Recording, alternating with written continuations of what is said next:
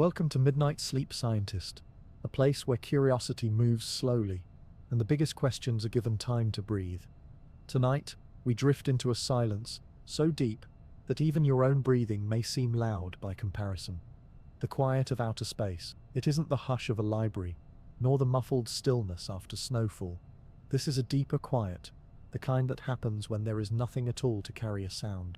Over the next while, we'll explore why the universe keeps its own quiet council, and how we've learned to listen with instruments that turn the unheard into something we can sense. We'll consider what sound really is, pressure waves moving through a medium, and why the near vacuum between planets and stars cannot carry them. We'll pause in the rare places where sound can exist: thin planetary atmospheres, the whispering plasma near the sun, and the dense clouds between the stars, before turning to the elegant tools astronomers use to replace our ears: radio telescopes, plasma wave detectors, seismometers on distant worlds, and the precise timing of pulsars will all have their moment in the story.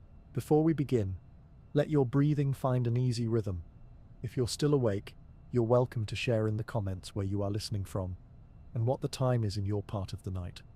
Whether dusk is settling over your city, or midnight is wrapping softly around your room. No pressure, just a warm hello across the darkness we share. Now, loosen the shoulders, and we'll step together into the soundless sea between the stars. Picture yourself standing beneath falling snow on a winter evening, each flake a tiny messenger from the clouds above. The snow touches the ground with the softest whisper, a compression of air so gentle it barely registers as sound at all. Your ears gather these whispers like cupped hands collecting starlight, each tiny impact creating pressure waves that travel through the winter air to reach you. The sound is not really the snow itself, but the conversation between snowflake and air, a chain of tiny collisions that carries the story of impact from ground to ear. Now imagine standing in that same field, but in perfect stillness. No snow falls. The wind has paused between breaths. Even the distant highway has grown quiet. This silence feels different from the muffled quiet of snowfall. It's expectant, alive with potential, as if the air itself is listening. This is the kind of silence we know on Earth. The temporary absence of sound in a world still rich with the medium that carries it. Above you, 25 quintillion molecules crowd into every cubic centimeter of air, a vast democracy of matter ready to participate in the next sound wave that passes through. The silence is pregnant with possibility because the infrastructure for sound remains intact. Wait, sound, as we understand it in our earthly experience, emerges from this molecular conversation. When a tree falls in the forest, it doesn't simply make a sound. Instead, it pushes against the air around it, compressing the molecules immediately adjacent to its falling trunk. These compressed molecules push against their neighbors, who push against theirs, creating waves of compression and expansion that ripple outward through the atmosphere, like rings spreading across a still pond. Let your jaw rest. The night does its quiet work around us. We might think of sound as democracy in action, requiring enough participants to carry the vote. Each molecule in the air acts as both receiver and transmitter, accepting the push from its neighbor and passing that push along to the next molecule in line. The wave travels not because any individual molecule moves very far, but because the collective motion creates a pattern that propagates through space. This molecular democracy requires a certain minimum population density to function effectively. In Earth's atmosphere at sea level, we have more than enough citizens participating in this democracy of sound. The air around us contains roughly 25 quintillion molecules in every cubic centimeter, a number so vast that it exceeds the number of stars in all the galaxies we can observe. That's democracy enough for any whisper to find its voice, any symphony to paint its full spectrum of frequencies across our consciousness, any thunderclap to announce its presence with authority. But venture upward from Earth's surface, and this democracy begins to thin. Climb a mountain, and you'll notice how sounds carry differently. Your voice doesn't project as far, echoes return with less richness. The air has become less dense, the molecular population decreased, though still abundant enough to support most of the sounds we're accustomed to hearing. Continue higher, into the realm where commercial aircraft cruise, and the thinning becomes more pronounced. At the altitude where jets slice through the stratosphere, The atmospheric pressure drops to less than a quarter of what we experience at sea level. Sounds would travel, but weakly, with less power behind them. We can pause here, feeling the weight of the atmosphere that surrounds us even now. Space begins where this thinning reaches its logical conclusion.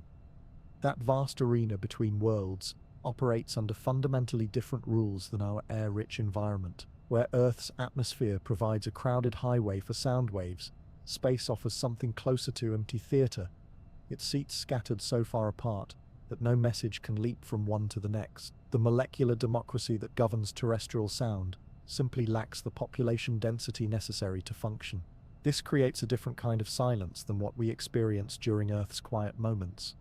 It's not the temporary absence of sound in a medium capable of carrying it, but rather the fundamental impossibility of sound in a realm that lacks the basic infrastructure for its existence. The transition from sound-capable atmosphere to sound-impossible vacuum doesn't happen suddenly.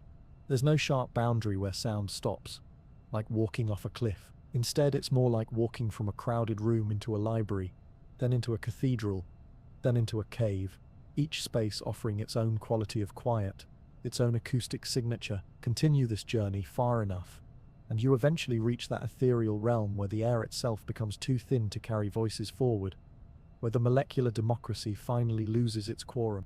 Scientists have mapped this transition with precision. When atmospheric pressure drops below about 1/10,000th of Earth's sea level pressure, sound waves can no longer propagate effectively. At this threshold, the molecules become too few and far between to maintain the chain reaction we call sound. It's like trying to send a message by passing notes through a room where people are standing kilometers apart from each other. Breathe slowly. Notice how your breath moves through this invisible ocean of molecules, yet space, despite its inability to carry the pressure waves we call sound, is far from empty in other ways. This is where our story begins to unfold like a night-blooming flower, revealing beauty that daylight never shows. Between the planets, between the stars, matter still exists in forms that our earthbound experience rarely encounters. Charged particles stream outward from the sun in the solar wind, carrying magnetic fields and electrical currents across the solar system. Radio waves, those invisible cousins of visible light, travel freely through vacuum, unimpeded by the absence of air molecules. Magnetic fields thread through regions of space vast enough to contain entire solar systems, creating invisible highways along which charged particles flow. Clouds of plasma, that fourth state of matter rarely encountered on Earth's surface, drift between worlds, carrying their own forms of waves and oscillations.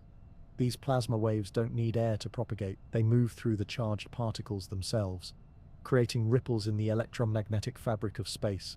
In these realms beyond our atmosphere, other forms of communication emerge to fill the silence left by the absence of sound. Electromagnetic radiation carries information across billions of years and light years of distance. Gravitational waves, those almost impossibly subtle tremors in the fabric of space-time itself, propagate outward from cosmic collisions between black holes and neutron stars, eventually reaching the sensitive instruments we've built here on Earth. We've learned, through decades of patient investigation and technological development, to translate these cosmic whispers into forms our human ears can appreciate. We've built electronic extensions of our senses, instruments capable of detecting conversations between stars, songs from pulsars, the radio static of distant galaxies. This creates a new kind of listening that extends our perceptual boundaries far beyond their biological limitations. Tonight, as we journey together through this exploration of cosmic silence and cosmic communication, we'll discover how these translations work. We'll learn about the instruments that serve as our electronic ears, sensitive enough to detect the faintest whispers from objects billions of light years away. We'll explore how scientists convert radio waves into audio frequencies, how they transform the oscillations of plasma into sounds we can hear and understand. The falling snow outside your window, if there is snow falling tonight, moves through air thick enough to carry its soft percussion to your ears. Each flake tells its story through the language of pressure waves, speaking in frequencies your ears evolved to detect. But somewhere above, where Earth's protective atmosphere gradually gives way to the vacuum of space, that same snow would fall in perfect silence. It would remain visible, catching and reflecting light, but it would make no sound at all. its story would be told only in the language of photons, in the electromagnetic radiation we call light. This is the fundamental difference we'll explore tonight. The difference between the sound-rich environment of our home planet and the sound-free realm of space. And the ingenious ways we've learned to listen across that boundary, to hear what cannot be heard, to translate the unheard into the heard. The word vacuum carries within it the weight of absence, borrowed from the Latin vacuus, meaning empty or void. But emptiness, we're learning, exists in degrees as subtle and varied as the colors in a sunrise. What we call empty space contains mysteries that would astonish the philosophers who first contemplated the nature of nothingness. True emptiness, absolute vacuum, remains one of the most elusive states in the universe. Even in the deepest space between galaxy clusters, where matter spreads so thin that cubic kilometers might contain only a handful of atoms, perfect emptiness evades our measurements. A few hydrogen atoms drift through these cosmic voids like ancient travelers crossing an infinite desert, patient as monks walking between distant monasteries. Here on Earth, we live pressed against the bottom of an invisible ocean. The atmosphere above us weighs 14 7/10 pounds on every square inch of our bodies, a pressure so constant and familiar that we notice it only by its absence. This atmospheric blanket extends upward for hundreds of kilometers, gradually thinning until it merges imperceptibly with the vacuum of space. Mountain climbers know this ocean of air by its gradual retreat. As they ascend toward the peaks, each breath requires more effort. The air grows thin and sharp in their lungs. Their ears pop as the pressure changes, and sounds begin to behave differently. Voices don't carry as far, echoes return with less richness and resonance. The molecular democracy that enables sound on the lowlands begins to lose its voting power in the highlands. Let the muscles around your eyes soften. Distance teaches its own lessons about presence and absence.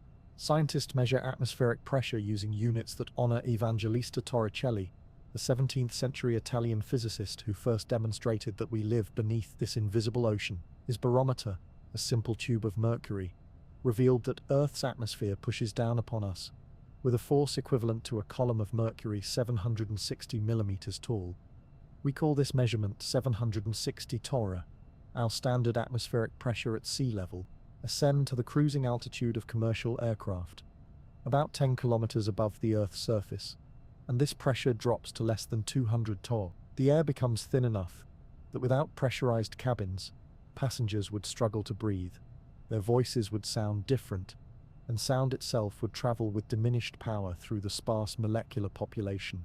Climb higher still to the summit of Mount Everest, Earth's highest peak, and you encounter an atmosphere offering barely 250 torr of pressure. Here, climbers move slowly, their bodies working harder to extract oxygen from air that contains the same percentage of oxygen as sea-level air, but with far fewer molecules per breath. Their voices sound different in the thin air, lacking the full resonance that denser atmospheres provide. Yet even these elevated realms, challenging as they are for human survival, remain thick atmospheres by cosmic standards. The air at Everest's summit still contains trillions of molecules per cubic centimeter, more than enough to support sound waves, though they travel with less efficiency than in the denser air below. We can pause here, feeling the gentle pressure of the atmosphere that embraces us even now. In laboratories here on Earth, scientists have learned to create vacuums far more complete than anything nature provides on our planet's surface. The best laboratory vacuums achieve pressures lower than 1/trillionth of a torr, approaching but never quite reaching the perfect emptiness that exists in deep space. At these near-perfect vacuums, sound waves find themselves in the position of dancers searching for partners in an increasingly empty ballroom. The molecular population has dropped below the threshold necessary to maintain the chain reaction we call sound propagation. The transition from sound to silence doesn't happen suddenly, like stepping off a cliff into emptiness. Instead, it unfolds gradually, measurably, with scientific precision. When atmospheric pressure drops below approximately 1/10,000th of Earth's sea-level atmosphere, sound waves begin to weaken noticeably. The molecules become too scattered to maintain efficient communication with their neighbors. Sound waves grow fainter with each attempt to propagate, like whispers dying in an increasingly empty auditorium. Between Earth and Moon, space offers a vacuum far more complete than anything our terrestrial laboratories can achieve. The average density in interplanetary space within our solar system measures about 5 particles per cubic centimeter. Compare this to Earth's atmosphere, with its 25 quintillion molecules in the same volume of space, and you begin to grasp the meaning of emptiness on a cosmic scale. The lunar surface experiences this emptiness directly. During the long lunar night, which lasts 14 Earth days, the Moon's surface pressure drops to less than 1/10 trillionth of Earth's atmospheric pressure. This represents emptiness so profound that if you could somehow survive there without a protective suit, you could shout with all your strength toward an astronaut standing just 3 meters away, and they would hear absolutely nothing through the vacuum. Your voice would remain trapped within your helmet, traveling only through the small volume of air you brought with you from Earth. Your heartbeat moves through water and bone, through the liquid chambers of your inner ear, finding pathways that don't require air. Yet, even this profound lunar emptiness reveals surprises when examined closely. During the lunar day, solar radiation strikes the Moon's surface with enough energy to kick individual atoms off the rocky ground, creating an incredibly tenuous atmosphere composed of sodium, helium, and other elements. This gossamer envelope reaches peak densities of perhaps a few hundred atoms per cubic centimeter during lunar noon. It's barely atmosphere at all by Earth standards, yet it represents the Moon's attempt to maintain some small relationship with the concept of air. Rock and solid matter conduct sound even more effectively than water. Seismic waves generated by earthquakes travel through Earth's solid interior, circling our planet multiple times before finally dissipating their energy. These waves move faster through rock than sound moves through air, and they can carry information about the earthquake's magnitude and location to sensitive instruments thousands of kilometers away. This reveals an important truth about the relationship between matter and sound. Density matters, but so does the organization of that matter. A solid provides many more pathways for sound transmission than a gas of equivalent mass. The tightly packed atoms in rock can pass vibrations from neighbor to neighbor with minimal energy loss, while the loosely distributed molecules in even dense atmospheric gas must work harder to maintain the chain reaction of sound propagation. Rest here for a moment with the image of waves traveling through stone, through the solid foundation beneath us. In the spaces between planets, where our solar system's sparse atmosphere of solar wind particles drifts at roughly 5 atoms per cubic centimeter, classical sound waves cannot exist.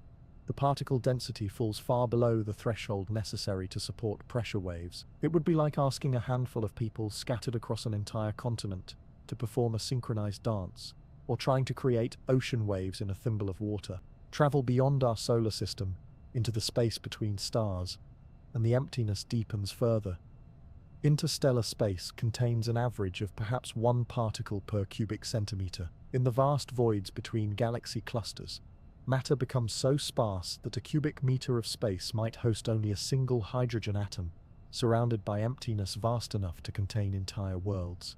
At these densities, the classical physics of sound waves breaks down entirely.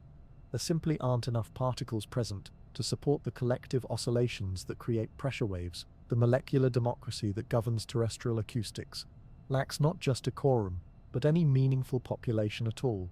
Yet space, as we're beginning to understand through decades of observation and exploration, maintains its own forms of communication that flourish where sound waves fail.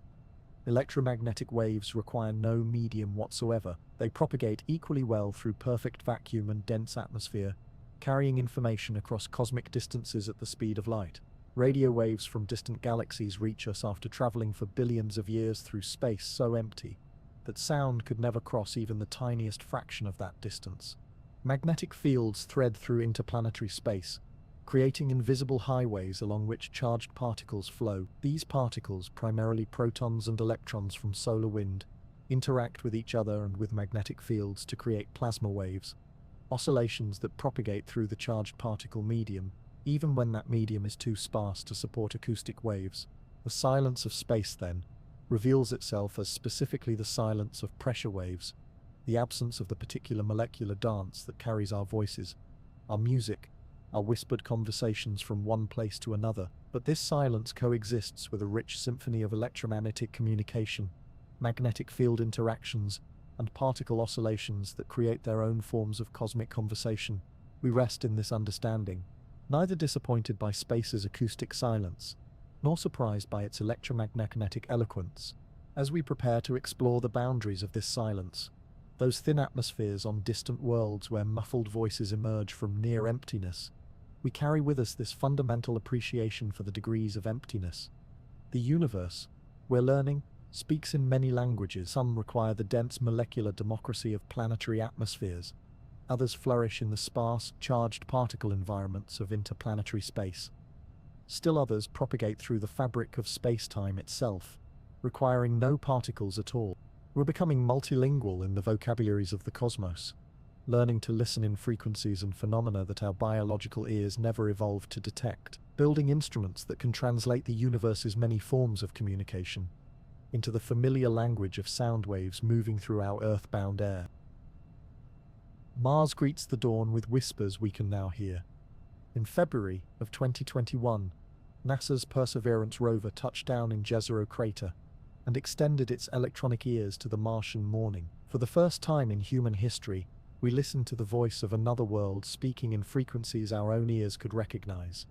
The sounds that Perseverance captured tell the story of an atmosphere caught between Earth's abundance and space's emptiness. Mars holds on to just enough air to carry sound waves, though barely. Its atmospheric pressure hovers around 6 torr, less than 1% of what we experience here at sea level. This thin envelope of mostly carbon dioxide creates a world where sounds travel differently than they do in our familiar terrestrial acoustics. Let your shoulders drop away from your ears. Even here, sound finds its way. When Perseverance's laser strikes Martian rocks, the resulting crack and pop carry through that thin air with a muffled quality, like listening to conversation through a heavy door. The rover's rotors, spinning in the low-density atmosphere, produce a sound pitched higher than they would on Earth. The Martian wind, when it stirs, creates a gentle susurrus rather than the full-bodied howl we might expect from our earthbound storms. This closes our first loop about how space operates under different rules. Mars shows us the threshold world, the place where sound begins to fade, but hasn't yet fallen into complete silence. It's a reminder that the universe contains gradations of emptiness, places where whispers persist even as full voices fail. Scientists had predicted these Martian acoustics for decades before we could confirm them. They understood that the planet's thin atmosphere would act like a filter, dampening some frequencies while allowing others to pass. Low-frequency sounds, the deep bass notes of our terrestrial experience, struggle more in Mars's thin air. Higher frequencies travel more easily, creating a world that would sound tinny and distant to human ears. We can rest with this image of filtered sound, of a world learning to speak in whispers. Titan, Saturn's largest moon, offers a different lesson in extraterrestrial acoustics. Wrapped in an atmosphere denser than Earth's, and rich with nitrogen and methane, Titan creates conditions where sound might travel even more efficiently than it does here. The combination of dense atmosphere and low gravity means that sounds on Titan would carry farther and with less distortion than almost anywhere else in our solar system. Standing on Titan's surface, if we could somehow survive there, our voices would sound deeper and richer than they do on Earth. The dense atmosphere would enhance low frequencies while the reduced gravity would allow sound waves to travel with less energy loss. It's a world where whispers might carry for kilometers, where the methane rain falling on hydrocarbon lakes creates a symphony we can only imagine. Venus presents yet another acoustic environment, though one far too hostile for any earthly microphone to sample directly. Its crushing atmosphere, 90 times denser than Earth's and hot enough to melt lead, would carry sound with tremendous efficiency. Every footstep, every breath, every movement would resonate through that thick envelope of carbon dioxide like sounds traveling through water. Your breath moves through air that has traveled here from distant places, carrying its own stories. The moons of Jupiter offer their own acoustic possibilities. Europa's thin oxygen atmosphere might barely carry sound, creating a world of near silence broken only by the crack and groan of its shifting ice shell. Io, with its sulfur dioxide atmosphere fed by volcanic eruptions, presents a landscape where the sounds of geological violence might carry across plains of sulfur snow. Each of these worlds teaches us something different about the relationship between matter and sound, between atmosphere and voice. They remind us that the silence of space is not absolute, that there are pockets and envelopes where sound persists, where the molecular democracy that carries our voices continues to function under alien skies. The recordings from Perseverance arrive on Earth as digital files, electromagnetic signals that traveled the vast emptiness between worlds to reach our antennas. The sounds themselves, those pressure waves moving through Martian air, could never bridge the vacuum between planets. Instead, we translate them, convert them from one form of information to another, allowing us to hear the voice of Mars through the patient work of radio waves. This translation becomes the bridge between the sounds that can exist in thin atmospheres and the silence that prevails in the emptiness between worlds. We're learning to listen across distances that sound itself could never cross, finding ways to extend our ears into realms where pressure waves fail, but other forms of communication flourish. The night sky above holds these whispering worlds, each with its own acoustic signature, its own way of moving molecules through whatever atmosphere it has managed to gather and hold. We're beginning to build a library of extraterrestrial sounds, a collection of voices from worlds we may never visit, but whose whispers we can now hear across the cosmic distances. Imagine walking through a forest where invisible streams flow between the trees. You cannot see these streams with your eyes, cannot hear them with your ears, but you might feel their current if you held up a weather vane, might sense their presence in the way leaves flutter, or the way birds choose their flight paths. You would know something was moving through this space, something with direction and purpose and rhythm, even though it remained beyond the reach of your ordinary senses. This is what it's like to begin understanding plasma, one of the most common states of matter in the universe, and yet one of the most foreign to our everyday experience here on Earth's surface. Let your spine settle against whatever supports you. We live our lives surrounded by solids, liquids, and gases. The chair beneath you, the water you drink, the air you breathe. These are the three states of matter that dominate our daily world, the three phases that water cycles through as it moves from ice to liquid to vapor and back again. But there is a fourth state, one that makes up most of the visible matter in the universe, one that fills the spaces between stars and flows outward from every sun. Plasma is what happens when you heat a gas so much, or energize it so strongly, that the electrons get knocked loose from their atoms. Instead of neat, complete atoms with their electrons in tidy orbits, you have a soup of free-floating particles, some positively charged, some negatively charged, all mixing together in a dance of electrical forces. Think of it like a ballroom, where all the dancing couples have suddenly let go of each other's hands. The individuals are still there, still moving to the music, but now they're free to interact with anyone, to form temporary partnerships that dissolve and reform from moment to moment. The patterns become more complex, more fluid, more responsive to subtle influences from across the room. This is the state of matter that fills the sun and other stars. It's what flows outward from our sun as the solar wind, carrying charged particles across the entire solar system. It's what glows in the aurora when those solar particles interact with Earth's magnetic field. It's what makes up the thin, hot gas that drifts between galaxies. And here's what makes plasma so interesting for our exploration of cosmic listening. These free-floating, charged particles can carry waves in ways that ordinary gas cannot. Let your thoughts drift like those free particles, finding new patterns. When sound moves through air, it pushes molecules closer together and then lets them spring back apart, creating regions of compression and rarefaction that travel outward like ripples on a pond. But plasma can support additional kinds of waves that depend not just on the pressure and density of the particles, but on their electrical charges and the magnetic fields that surround them. Imagine our ballroom dancers again, but now imagine that some of them carry small magnets, and others carry pieces of iron. As they move through the room, they don't just bump into each other the way ordinary dancers might. They also feel attractive and repulsive forces from across the room. A dancer with a magnet might suddenly change direction because of another magnetic dancer 3 couples away. Someone carrying iron might find themselves pulled toward a cluster of magnetic dancers on the far side of the floor. These long-distance forces create new possibilities for waves and vibrations. Information can travel through the plasma not just by direct particle collisions, but through the invisible web of magnetic and electrical forces that connect distant particles to each other.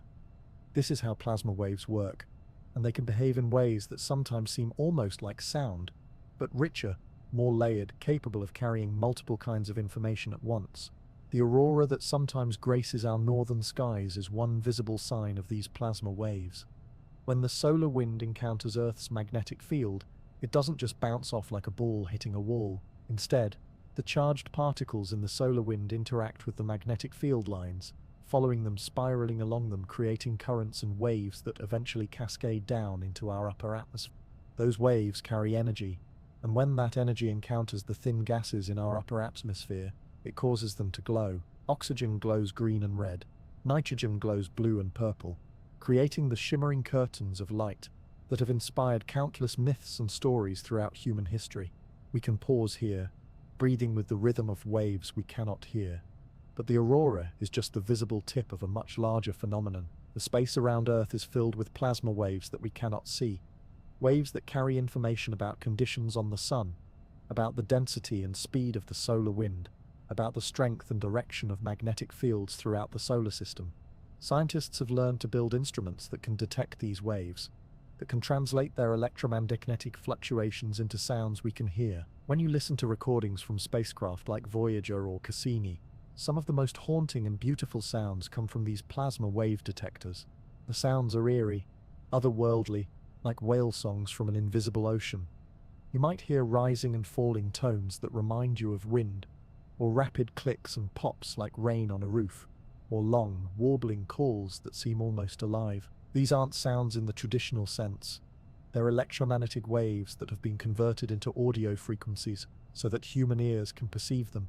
But they represent real phenomena, real waves propagating through the plasma environment around planets and moons. They carry information about the invisible weather of space, about magnetic storms and particle streams, and the complex interactions between solar wind and planetary magnetospheres.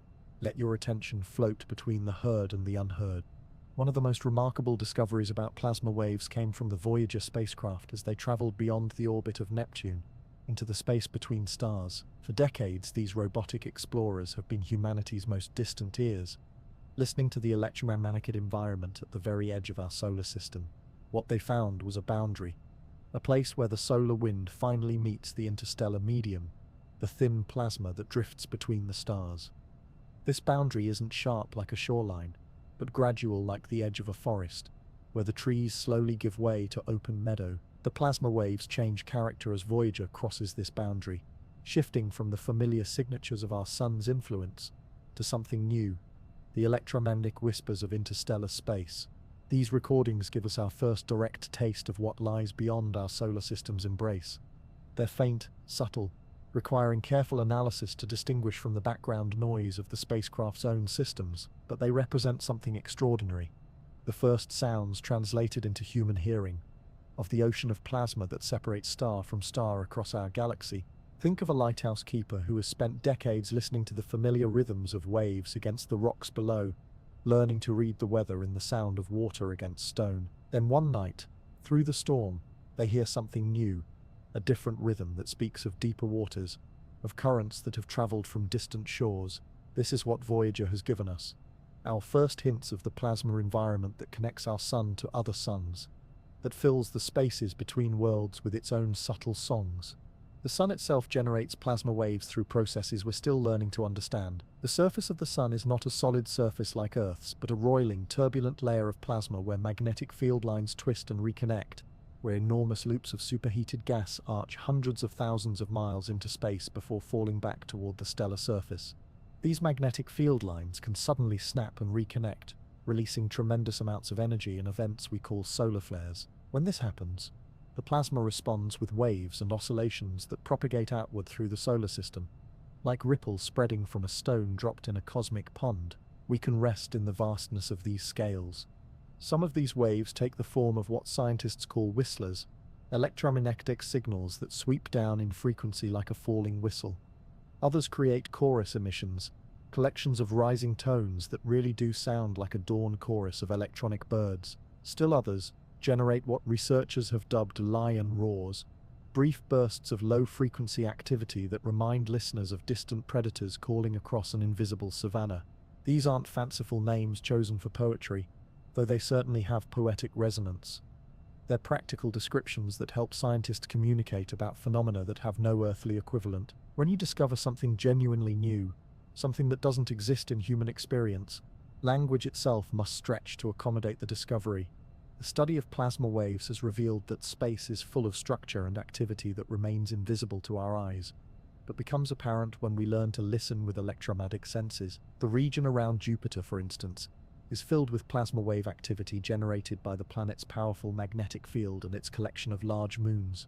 Io, Jupiter's volcanically active moon, constantly spews charged particles into space, creating a torus of plasma that orbits Jupiter at Io's distance. This plasma torus interacts with Jupiter's magnetic field to create some of the most complex and dynamic plasma wave environments in the solar system.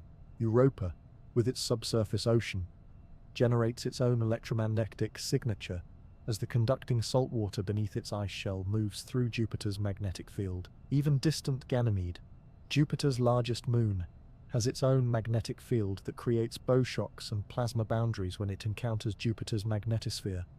All of these interactions generate plasma waves that spacecraft can detect and record. When converted to audio, they create an entire symphony of electromagnetic activity, a constant conversation between Jupiter and its moons, conducted in a language of charged particles and magnetic fields. Let your mind rest in these invisible conversations. Perhaps the most profound realization about plasma waves is that they connect things across vast distances in ways that ordinary matter cannot. A magnetic field line that originates on the Sun can stretch all the way to the orbit of Neptune, and waves can travel along that field line, carrying information and energy across billions of miles of space. This means that events on the Sun can influence conditions at Earth, not just through the light that travels between us, but through the plasma waves that propagate through the solar wind. The Sun and Earth are connected by invisible threads of electromagnetic activity, threads that carry a constant flow of information about solar conditions, about the health and activity of our home star. When solar storms erupt on the Sun's surface, the plasma waves they generate can travel to Earth in a matter of days, affecting our planet's magnetic field, potentially disrupting satellite communications and power grids, creating beautiful aurora displays that extend far from the polar regions where they're usually seen. This is why space weather has become an important field of study, not because space itself has weather in the way we understand it, but because the plasma environment that surrounds us is constantly changing, constantly responding to the rhythm and activity of our Sun, and these changes can have real effects on the technological systems we depend on. We live inside our Sun's atmosphere, in a very real sense. The solar wind that carries these plasma waves extends far beyond the orbit of Pluto, creating a vast bubble of solar influence called the heliosphere. We are not separate from our star, but embedded within its extended body, surrounded by its breath, connected to its rhythms through the invisible language of plasma waves. This perspective changes how we think about our place in space. We are not isolated on a small world floating in empty darkness, but part of a vast, interconnected system where information and energy flow constantly between our Sun and all the worlds that orbit it. We are participants in a cosmic conversation that has been ongoing for billions of years, a dialogue conducted in the ancient language of charged particles and magnetic fields. There's a moment in every morning when the world begins to wake up around you, but you're still lying in bed with your eyes closed, listening. Maybe it's the first bird call drifting through the window, or the distant hum of traffic beginning to build on nearby streets, or the gentle sounds your house makes as it settles into the warming day. You're not just hearing these sounds, you're translating them. Your brain takes the pressure waves arriving at your eardrums and converts them into meaning. That distant rumble becomes truck passing on the highway. That series of chirps becomes robin in the oak tree. That creak and sigh becomes house expanding as the sun touches the roof. This translation happens so automatically, so seamlessly, that we rarely think about it as translation at all. But it is. Your ears are instruments that detect one kind of wave, and your brain is a processor that converts those waves into information you can understand and use. Let your breathing settle into its own rhythm. This is exactly what we've learned to do with the cosmos. We've built instruments that can detect waves and particles and fields that our bodies cannot sense, and then we've developed techniques to convert those detections into forms we can perceive and interpret. The radio telescope is perhaps the most familiar of these cosmic translators. From the outside, a radio telescope looks like an enormous metal dish pointed toward the sky, as still and silent as a satellite dish on a rooftop. But this apparent stillness is misleading. The dish is constantly gathering invisible radio waves from across the universe, focusing them towards sensitive receivers that can detect signals so faint they carry less energy than a snowflake falling to Earth. Radio waves are light. just light at frequencies far below what our eyes can see. When distant galaxies shine with radio energy, when pulsars sweep beams of radio emission across space, when the remnants of stellar explosions glow with radio light, all of this invisible illumination washes over us constantly, carrying information about events and objects scattered throughout cosmic time. The radio telescope catches these waves and converts them into electrical signals, which can then be processed by computers, analyzed by software, and sometimes converted into sounds we can hear. When you listen to the rhythmic pulses of a pulsar, you're hearing the radio equivalent of a lighthouse beam sweeping across space, 30 times per second, each pulse generated by a spinning neutron star, so dense that a teaspoon of its material would weigh as much as a mountain. Think of it like learning to read music written in a language you've never seen before. The notes are there, the rhythm is there, the melody exists, but you need to learn the symbols, understand the notation, develop the skill to translate written marks on paper into the music they represent. This is what radio astronomy has taught us to do with the electromagnetic voices of the universe. We can pause here, resting in the steady work of translation, but radio telescopes are just one type of cosmic translator. Plasma wave detectors, like those carried by the Voyager spacecraft, work on similar principles, but focus on different frequencies, different kinds of electromagnetic activity. These instruments detect the waves that propagate through the charged particle environment around planets and moons and throughout interplanetary space. When you hear those haunting, otherworldly sounds from Jupiter's magnetosphere, the rising and falling tones that seem almost alive, you're listening to plasma waves that have been converted into audio frequencies. The original waves might oscillate at frequencies far above or below human hearing, but computer processing can shift them into the range where our ears can perceive them, preserving the patterns and rhythms while making them accessible to human senses. It's like transposing a piece of music from one key to another, or slowing down a recording to hear details that were too fast to catch at normal speed. The essential character remains, but the presentation changes to match our biological limitations and capabilities.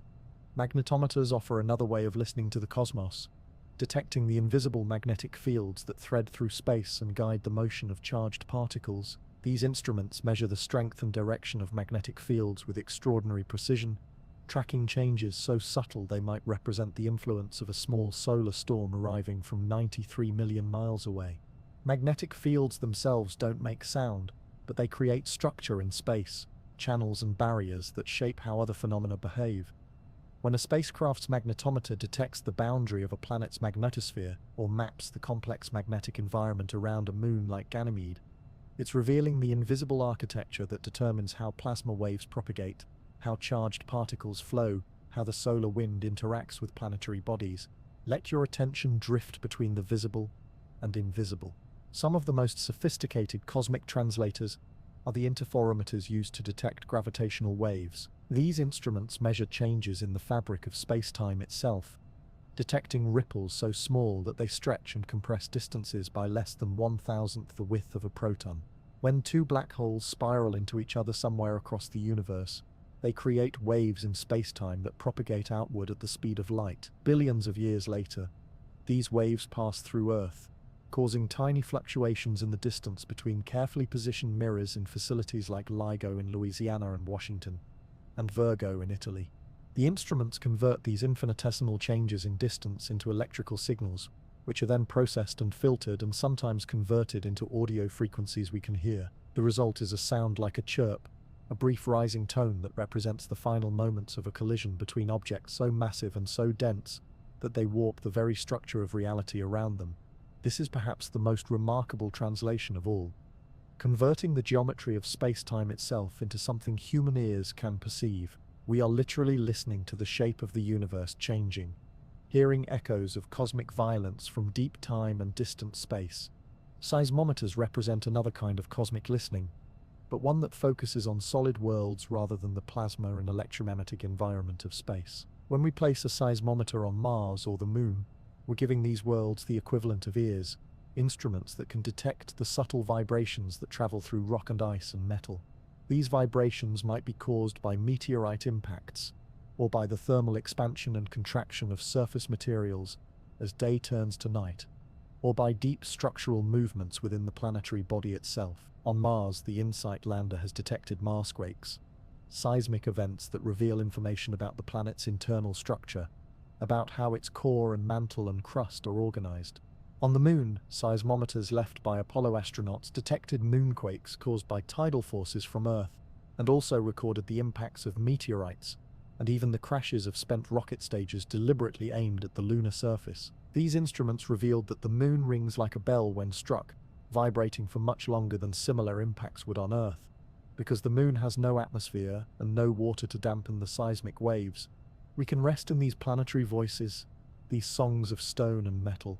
But perhaps the most poetic form of cosmic translation involves time itself. Pulsars, those spinning neutron stars we mentioned earlier, act like cosmic metronomes, sending out beams of radio energy with clockwork precision. By timing the arrival of these pulses with extraordinary accuracy, astronomers can detect tiny changes in the pulsar's rhythm. These timing changes can reveal the presence of planets orbiting the pulsar, because the gravitational pull of the planets causes the pulsar to wobble slightly in its motion through space. They can also reveal the passage of gravitational waves, because these ripples in space-time cause tiny changes in the distance between Earth and the pulsar, affecting when the radio pulses arrive. This is listening with time as an instrument, using the precise rhythm of cosmic lighthouses to detect phenomena that would otherwise remain completely invisible. It's like having a conversation with someone in a distant room by listening for changes in the rhythm of their footsteps, inferring from tiny variations in timing what might be happening that you cannot directly see. The translation from electromagnetic waves to human perceptible sound is not always straightforward. Often the original signals need to be processed, filtered, and modified before they become meaningful to human senses. Frequencies might need to be shifted up or down, slow variations might need to be sped up, or fast fluctuations might need to be slowed down. Computer algorithms analyze the data, looking for patterns and anomalies, separating real signals from instrumental noise, combining observations from multiple detectors to create more complete pictures of cosmic phenomena. The final sounds you hear have been shaped by human choices about how to represent the data, what aspects to emphasize, how to make the invisible perceptible. This raises interesting questions about the relationship between the original phenomenon and our translated perception of it. When we listen to the radio emissions from Jupiter, are we hearing Jupiter itself, or are we hearing human interpretations of Jupiter's electromagnetic environment? The answer is perhaps both. We're hearing real phenomena, real waves and particles and fields, but we're hearing them through the lens of human technology and human choices about representation. Let your thoughts settle like dust after a passing wind. The process of cosmic translation also reveals something profound about the nature of information itself. Information can exist in many forms, as pressure waves in air, as electromagnetic radiation, as variations in gravitational fields, as changes in the timing of precisely repeating signals. The specific form is less important than the patterns, the regularities and variations that carry meaning from one place to another, from one time to another. When we convert radio waves from a pulsar into audible sound, we're not changing the essential information content, we're just changing its representation. The rhythm remains the same, the timing variations remain the same, the patterns that tell us about neutron stars and gravitational waves and cosmic distances remain intact. We're simply translating from one sensory modality to another, like translating text from one language to another while preserving the meaning. This suggests that there might be many ways to listen to the universe, many possible translations that could reveal different aspects of cosmic phenomena. We've learned to convert electromagnetic signals into sound, but we might also learn to convert them into visual patterns, or tactile sensations, or even into forms of representation that don't correspond to any human sense but that reveal patterns our current methods might miss. The history of cosmic translation is still very young. Radio astronomy only began in the 1930s. Plasma wave detection developed alongside the space program in the 1960s and 70s. Gravitational wave detection achieved its first successes just a few years ago. We are still in the early stages of learning how to listen to the cosmos, still developing new instruments and new techniques for converting the invisible into the perceptible. Each new form of cosmic translation opens up previously unknown aspects of the universe. Radio astronomy revealed quasars and pulsars, and the cosmic microwave background. Plasma wave detection taught us about the complex electromagnetic environment that surrounds every planet. Gravitational wave detection has begun to show us black holes and neutron stars in collision, events so violent they were previously pure theory. We can only wonder what future forms of cosmic listening might reveal. Perhaps we'll learn to detect dark matter through its gravitational effects on precisely timed signals. Perhaps we'll develop instruments sensitive enough to detect the quantum fluctuations that some theories suggest should be constantly occurring in empty space. Perhaps we'll find ways to listen to phenomena we haven't yet imagined.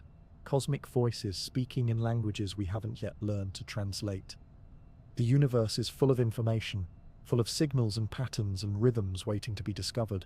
Every form of cosmic translation we develop extends our senses a little further into the vast mystery that surrounds us. We become participants in cosmic communication, learning to hear conversations that have been ongoing for billions of years, joining a dialogue between stars and planets, and the fundamental forces that shape reality itself.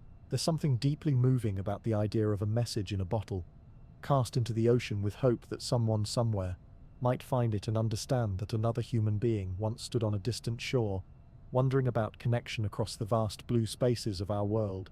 The Voyager spacecraft, launched in 1977, carry something like messages in bottles, but they also carry something else. Ears, golden records with sounds and images from Earth. Yes, but also instruments designed to listen, to record, to send back to us the voices of worlds we could never visit ourselves. For more than 4 decades now, these twin spacecraft have been our most distant senses, traveling farther from home than any human-made objects in history, crossing boundaries we didn't even know existed until they sent back word of their passage. Let your spine relax into whatever supports it. Imagine being the first person to hear the voice of another world, not metaphorically, not through interpretation or translation, but directly, pressing play on a recording device and hearing sounds that originated in the space around Jupiter or Saturn, or in the region between stars where no human ear will ever travel. This is what the Voyager plasma wave instruments have given us. Real recordings of electromagnetic phenomena, converted into audio frequencies, sounds that represent actual waves propagating through the charged particle environments of the outer solar system. The first time scientists heard these recordings, they were startled by how familiar yet alien they sounded.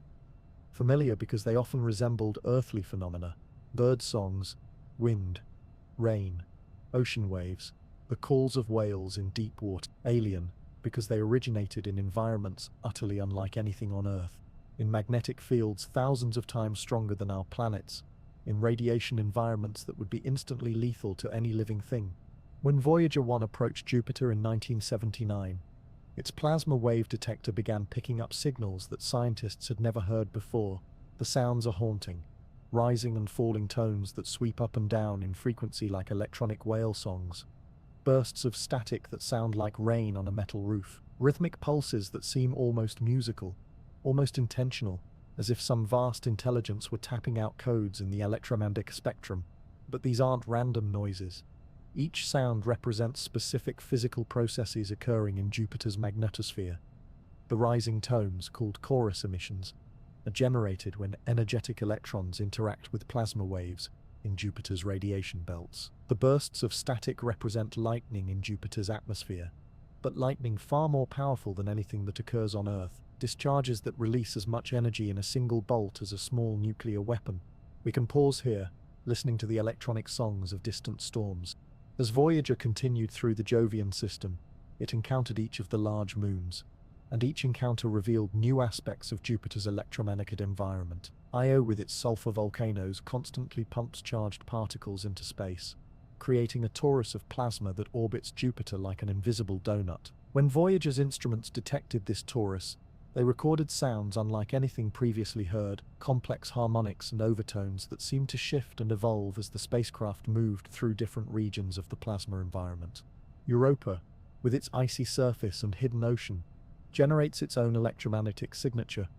As the Moon moves through Jupiter's powerful magnetic field, the conducting saltwater beneath Europa's ice shell creates electrical currents that produce detectable radio emissions. These sounds are more subtle than Io's volcanic contributions, but they hint at the dynamic processes occurring beneath Europa's frozen surface, the tidal heating that keeps its ocean liquid, the chemical interactions that might possibly support life.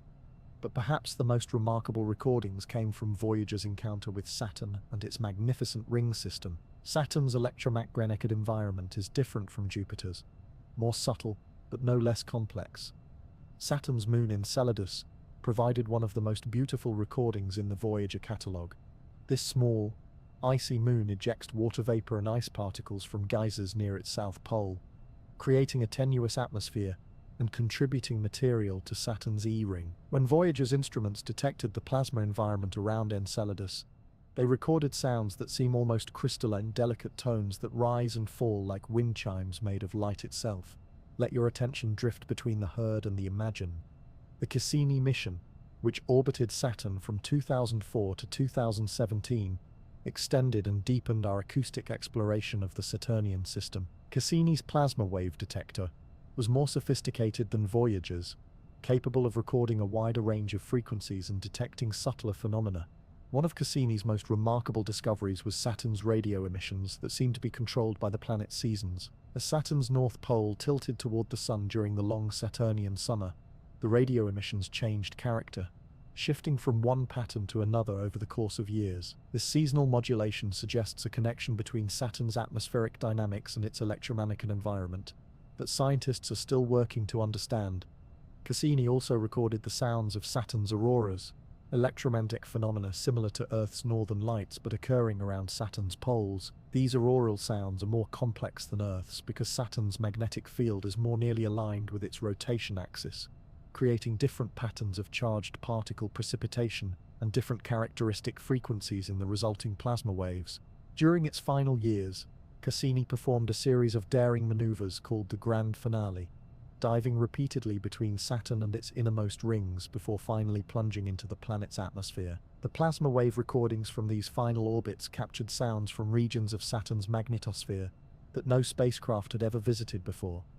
Electromagnetic environments so close to the planet that they're influenced by Saturn's upper atmosphere as well as its magnetic field. The final recording from Cassini, transmitted as the spacecraft descended into Saturn's atmosphere, captured the electromagnetic signature of its own destruction. The plasma waves generated as the spacecraft heated up and began to disintegrate in Saturn's dense atmospheric gases. It was both an ending and a culmination. The final voice of an explorer that had spent 13 years listening to the sounds of an alien world. But Voyager's journey didn't end with its encounters at Jupiter and Saturn. After completing their primary missions, both spacecraft continued outward toward the boundary of the solar system, carrying their listening instruments into regions of space no human-made object had ever visited. In 2012, Voyager 1 crossed the heliopause, the boundary where the solar wind finally meets the interstellar medium. The plasma wave recordings from this historic passage captured the moment when our sun's influence finally gave way to the electromagnetic environment of interstellar space. The sounds are subtle, almost whisper quiet, compared to the dramatic electromagnetic storms of Jupiter and Saturn, but they represent something extraordinary. The first direct acoustic samples of the space between stars, the thin plasma that fills the galaxy and connects our solar system to all the others scattered throughout the Milky Way. We can rest in this cosmic quiet, this interstellar hush. Voyager 2 followed a different trajectory, passing by Uranus and Neptune before also heading toward interstellar space. The recordings from these more distant encounters revealed that each giant planet has its own unique electromagnetic personality. Uranus, tilted on its side with its magnetic field oriented at an odd angle to its rotation, generates radio emissions unlike any other planet. Neptune, despite being the most distant, has some of the most powerful radio emissions in the solar system, suggesting dynamic processes in its magnetosphere that scientists are still working to understand. The acoustic legacy of these missions extends far beyond the specific sounds they recorded. They've taught us that space is not silent in the way we once imagined, but full of electromagnetic activity that can be translated into forms human senses can appreciate. They've shown us that each world has its own voice, its own characteristic patterns of electromagnetic emission that reflect the unique physical processes occurring in its environment. Perhaps most importantly, they've demonstrated that we can extend our senses across vast distances and long periods of time through carefully designed instruments. The Voyager spacecraft are more than 40 years old now, their instruments still functioning, still listening, still sending back reports from the edge of known space. They represent a form of human persistence that transcends individual lifespans, a commitment to exploration that continues long after the people who launched them have grown old. The recordings they've sent back create a new kind of archive, a library of cosmic sounds that didn't exist before we built the instruments to detect them. Future generations will be able to listen to Jupiter's electromagnetic storms, to Saturn's seasonal radio variations, to the whisper-quiet plasma waves of interstellar space. These sounds will be part of human culture now, part of our expanding vocabulary for describing the cosmos. There's something profoundly hopeful about this acoustic exploration of space. In a universe that seemed silent and empty from our earthbound perspective, we've discovered rich communities of electromagnetic activity, complex interactions between planets and moons, and magnetic fields and charged particles. We've learnt to hear the voices of worlds we'll never visit, to participate in cosmic conversations that have been ongoing for billions of years. Each new recording adds another voice to this growing chorus, another instrument to the cosmic orchestra we're learning to appreciate. The universe reveals itself to be not a silent void, but a symphony of electromagnetic activity, playing compositions that span scales from the microscopic interactions of individual charged particles to the grand movements of planetary magnetospheres and stellar winds. Let your breathing synchronize with these vast rhythms, these planetary songs. The technical achievement represented by these recordings is remarkable, but perhaps more remarkable is what they reveal about human curiosity and persistence.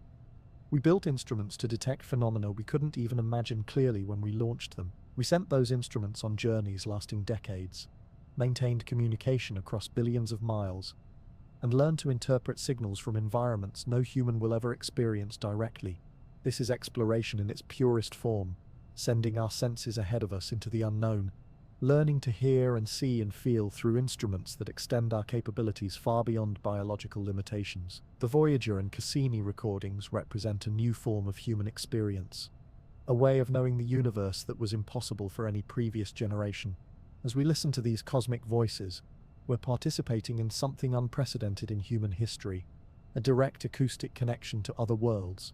The sounds may be translated and processed and converted into forms our ears can perceive, but they originate from real phenomena occurring in the space around real planets and moons. When you hear the electromagnetic storms of Jupiter, you're hearing something that's actually happening right now, 400 million miles away. This creates a strange intimacy with distant worlds, a sense of connection that purely visual observations cannot provide. Sound seems to bridge distance in a way that light does not. Perhaps because hearing evolved as our most immediate sense, the one most closely connected to danger and safety, to the presence of other living things. The spacecraft that recorded these sounds are now themselves part of the cosmic conversation, adding their own electromagnetic signatures to the interplanetary medium as they travel toward other stars. Thousands of years from now, when Voyager finally reaches the vicinity of another stellar system, it will carry with it not just the golden records with human voices and music, but also the memory of 40 years of listening to our own solar system's electromagnetic songs. In this way, the mission becomes circular.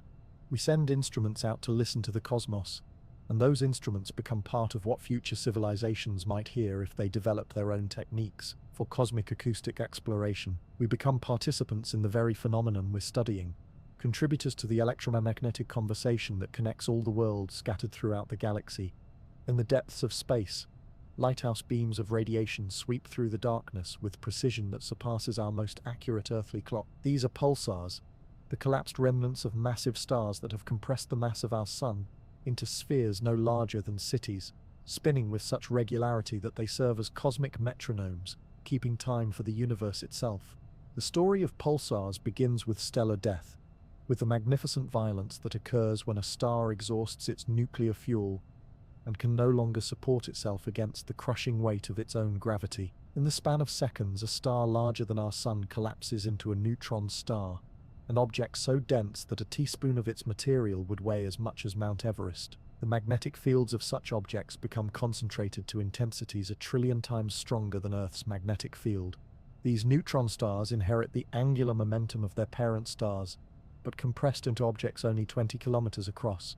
They spin at rates that would be impossible for any normal matter to sustain. Some pulsars rotate hundreds of times per second, their surfaces moving at significant fractions of the speed of light. As they spin, they emit beams of radio waves from their magnetic poles, and if these beams happen to sweep across Earth during their rotation, we detect them as regular pulses of radio energy. Let your attention settle on the steady rhythm of your pulse. that reliable timekeeper within your own body. The regularity of these pulses astonished astronomers when they first detected them in 1967. Jocelyn Bell Burnell, a graduate student at Cambridge University, noticed strange, regular signals in radio telescope data that repeated every 1.337 seconds, with such precision that she and her colleagues initially wondered if they had detected artificial signals from an intelligent extraterrestrial civilization. They nicknamed the source LGM-1 for Little Green Men. But as more of these objects were discovered, each with its own characteristic pulse period, it became clear that they were natural phenomena of extraordinary regularity. The best pulsars keep time more accurately than atomic clocks, losing or gaining less than a second over millions of years. This precision transforms them from simple astronomical objects into cosmic instruments for measuring time itself. Scientists realized that by monitoring the arrival times of pulsar signals at Earth, they could detect subtle changes in the fabric of space-time itself. If gravitational waves passed between a pulsar and Earth, they would alternately stretch and compress the space through which the radio signals travel, causing tiny but measurable changes in the arrival times of the pulses. This insight led to the development of pulsar timing arrays, networks of radio telescopes around the world that monitor dozens of pulsars simultaneously, looking for the coordinated timing changes that would indicate the passage of gravitational waves. It's a form of listening that operates on timescales far longer than human perception, detecting changes that occur over months and years rather than fractions of seconds. We can rest here, imagining radio waves traveling across the galaxy, carrying their precisely timed messages through the emptiness. The concept of pulsar timing arrays represents one of humanity's most ambitious attempts to listen to the universe using time itself as a sensing medium. Unlike the gravitational wave detectors that we've built on Earth's surface, which can detect the brief violent mergers of black holes and neutron stars, pulsar timing arrays are sensitive to gravitational waves with much longer wavelengths, waves that might be generated by the slow orbital decay of supermassive black holes in distant galaxies. These gravitational waves stretch and compress space-time over periods of months or years, creating a background hum of gravitational radiation that permeates the universe. Pulsar timing arrays listen for this hum by monitoring the precise arrival times of radio pulses from multiple pulsars, looking for the subtle correlations that would indicate coordinated timing changes across the entire array.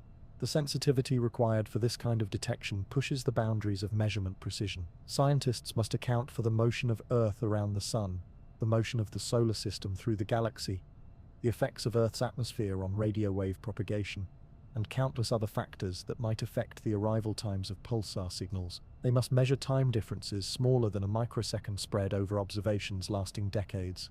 Each pulsar in the array acts like a single element in a vast radio antenna spread across the galaxy. The pulsars themselves serve as the stable reference points, their spinning neutron stars providing the regular timing signals that allow scientists to detect the subtle distortions in spacetime caused by passing gravitational waves. The mathematics underlying pulsar timing arrays reveals the elegant relationship between space and time that Einstein predicted in his theory of general relativity. When gravitational waves pass through space, they don't just affect the distance between objects, they affect the rate at which time passes at different locations. These timing effects, integrated over the years-long baseline of pulsar observations, become detectable as coordinated changes in pulse arrival times. Your heartbeat marks time in your chest, while neutron stars mark time for the galaxy, both serving as biological and cosmic clocks. Recent results from pulsar timing array collaborations around the world suggest that they may have detected the first evidence of this gravitational wave background, the constant murmur of space-time distortions created by supermassive black holes throughout the universe. If confirmed, this discovery would open a new window on cosmic history, allowing us to study the formation and evolution of the most massive objects in the universe through their gravitational signatures. The types of black hole mergers that create this background differ dramatically from the violent, brief events detected by ground-based gravitational wave observatories. Instead of stellar mass black holes colliding in fractions of a second, pulsar timing arrays are sensitive to supermassive black holes, millions or billions of times more massive than our Sun, that spiral toward each other over millions of years before finally merging. These supermassive black hole binaries exist at the centers of galaxies, formed when two galaxies merge and their central black holes begin their slow gravitational dance toward coalescence. The gravitational waves they emit during this prolonged merger process create ripples in space-time that propagate across billions of light-years, eventually reaching Earth, where they cause infinitesimal changes in the arrival times of radio pulses from distant pulsars. The detection process requires extraordinary patience and persistence. Unlike the dramatic chirp of a stellar mass black hole merger, which lasts only seconds and causes detectable changes in gravitational wave detectors, the signals that pulsar timing arrays seek emerge slowly from the noise of measurement uncertainty, becoming apparent only through decades of careful observation and analysis. Scientists must monitor each pulsar for years, building up a detailed model of its rotation and the various factors that affect its pulse arrival times. They must account for the pulsar's motion through space, any companions that might orbit around it, the effects of the interstellar medium through which its radio waves travel, and the precise position and motion of Earth as it orbits the Sun and moves with the solar system through the galaxy. The process resembles archaeology more than traditional astronomy. Instead of looking for dramatic events that occur during human lifetimes, pulsar timing array scientists search for evidence of cosmic processes that unfold over geological timescales, buried in the accumulated precision of radio telescope measurements spanning decades. This closes our understanding of how timing itself becomes a form of cosmic listening. Through the patient monitoring of pulsar signals, we've learned to detect the subtle tremors that gravitational waves create in the fabric of space-time itself, transforming time measurement into a tool for exploring the universe's most extreme environments. The implications extend beyond gravitational wave detection. Pulsar timing arrays also provide tests of Einstein's theory of general relativity under conditions impossible to replicate on Earth. They probe the behavior of matter under extreme gravitational fields, the properties of space-time near neutron stars, and the large-scale structure of gravitational fields in our galaxy. As our techniques improve and our datasets grow longer, pulsar timing arrays may reveal other exotic phenomena. They might detect gravitational waves from cosmic strings, hypothetical one-dimensional defects in space-time left over from the early universe. They could provide evidence of primordial gravitational waves created during cosmic inflation, the rapid expansion that occurred in the first fraction of a second after the Big Bang.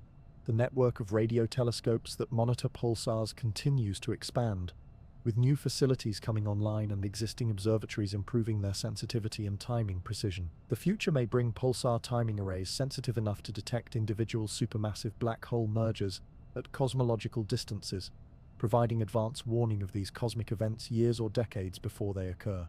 In this way, pulsars transform the universe into a vast musical instrument, with neutron stars serving as precisely tuned oscillators, and gravitational waves providing the subtle modulations that trained listeners can detect through years of patient observation. We're learning to hear the universe's deepest rhythms, the slow percussion of cosmic events that mark time on scales far beyond human experience, but within reach of human ingenuity and persistence. Deep beneath the Louisiana countryside, in caverns carved from ancient bedrock, mirrors hang suspended in perfect stillness, waiting to detect the faintest tremors in the fabric of reality itself. These mirrors, polished to near perfection and isolated from every earthly vibration, serve as the sensing elements for LIGO, the Laser Interferometer Gravitational Wave Observatory, humanity's most sensitive instrument for listening to the universe's deepest whispers. The story of gravitational waves begins with Einstein's profound insight that space and time are not separate, static entities, but rather aspects of a single, dynamic fabric that can bend, stretch, and ripple like the surface of a pond. In 1915, when Einstein formulated his theory of general relativity, he predicted that accelerating masses would create ripples in this space-time fabric, disturbances that would propagate outward at the speed of light, carrying energy and information across cosmic distances. For decades, these gravitational waves remained purely theoretical, mathematical predictions embedded in equations too subtle for any conceivable instrument to detect. The waves Einstein envisioned would cause changes in distance so minute that they would strain the limits of measurement itself. Even the most violent cosmic events would produce distortions smaller than 1/10,000th the width of a proton, changes that would require unprecedented precision to observe. Yet scientists persisted in their efforts to build instruments capable of detecting these ghostly tremors. They understood that gravitational waves would provide an entirely new way of observing the universe, a method of cosmic listening that could reveal phenomena invisible to all forms of electromagnetic radiation, from radio waves to gamma rays. Let your spine settle into its natural curve, like space-time finding its equilibrium around massive objects.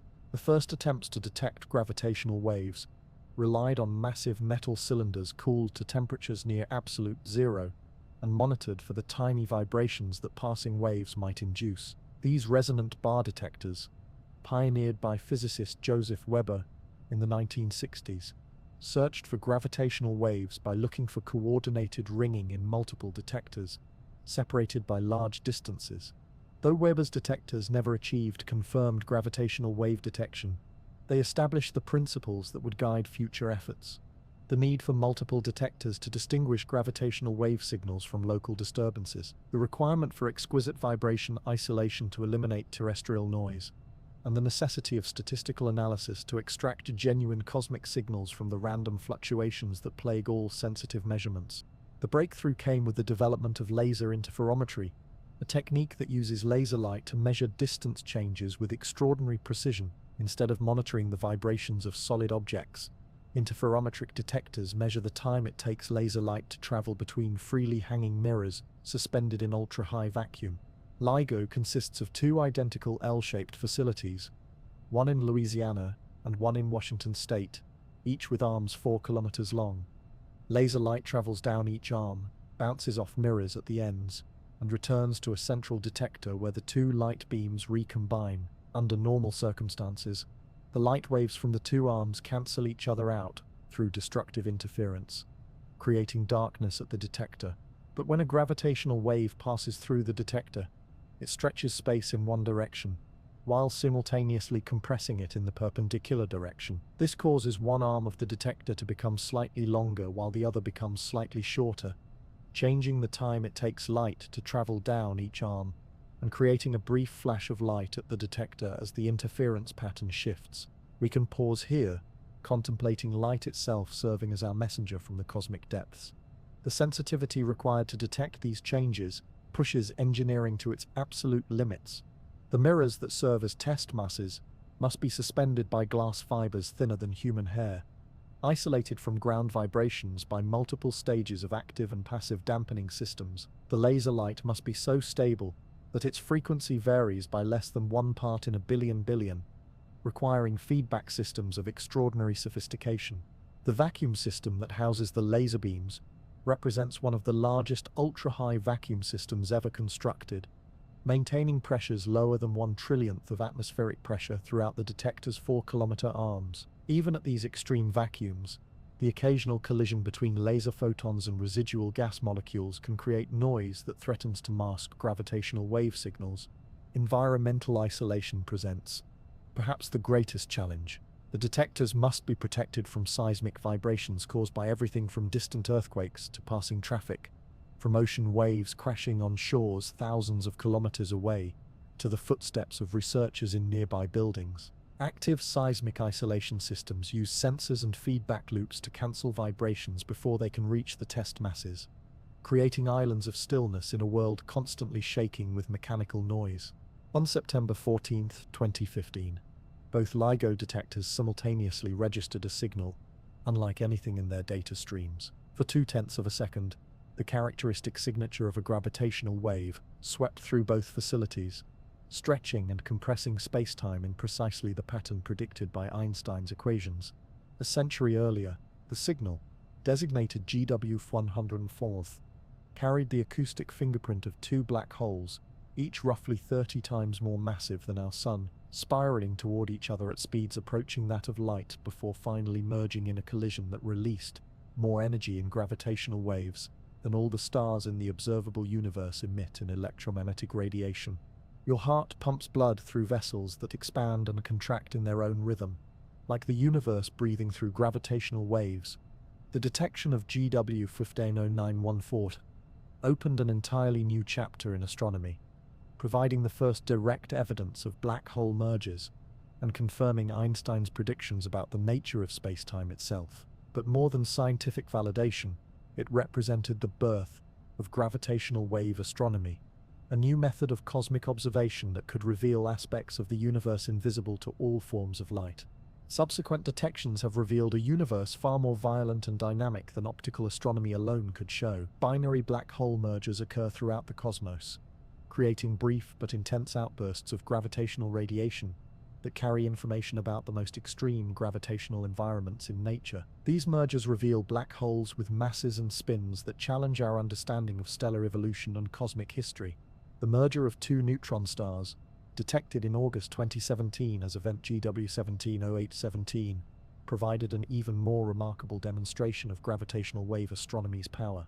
Unlike black hole mergers, which produce no electromagnetic signature, neutron star collisions generate brilliant flashes of light across the entire electromagnetic spectrum, from gamma rays to radio waves. The simultaneous detection of gravitational waves and electromagnetic radiation from GW170817 allowed astronomers to observe a single cosmic event through multiple channels for the first time, like hearing and seeing a distant explosion simultaneously. The gravitational waves revealed the masses and orbital characteristics of the merging neutron stars, while the electromagnetic observations showed the creation of heavy elements like gold and platinum in the merger's aftermath. This multi-messenger astronomy represents the future of cosmic observation, combining gravitational wave detections with traditional electromagnetic astronomy to create a more complete picture of cosmic events. Future gravitational wave detectors will be even more sensitive, capable of detecting mergers at greater distances and revealing subtler cosmic phenomena. The Virgo detector in Italy has joined LIGO in creating a global network of gravitational wave observatories, improving the ability to locate sources in the sky and characterize their properties. Additional detectors under construction in Japan and India will further enhance this network, providing better angular resolution and increasing the detection rate of cosmic mergers. Space-based gravitational wave detectors, currently in development, will extend gravitational wave astronomy to even longer wavelengths and lower frequencies.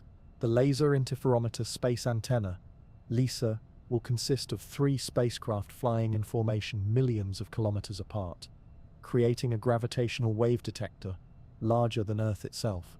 Rest here with the image of spacecraft dancing in perfect formation, listening to the universe's most ancient songs. LISA will be sensitive to gravitational waves from sources invisible to ground-based detectors. The slow in-spiral of white dwarf stars in binary systems throughout our galaxy, the merger of supermassive black holes at cosmological distances, and possibly primordial gravitational waves created during the first moments after the Big Bang.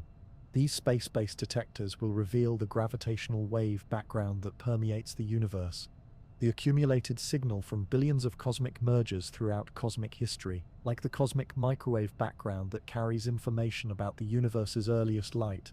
The gravitational wave background preserves information about cosmic events from epochs when the universe was opaque to electromagnetic radiation. The detection methods used in gravitational wave astronomy share philosophical parallels with the acoustic listening we do in our everyday lives. Just as our ears detect pressure waves in air by sensing the mechanical motion they create in our eardrums, gravitational wave detectors sense space-time waves by monitoring the motion they induce in freely falling test masses.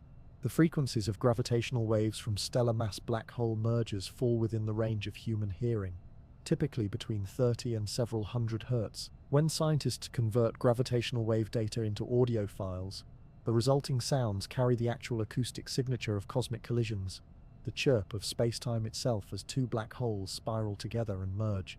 These chirps last only seconds, but they carry information that has traveled across billions of light years and billions of years to reach our detectors. Each gravitational wave event represents a cosmic percussion note in a symphony of spacetime that has been playing since the universe began, a composition we are only now learning to hear and appreciate.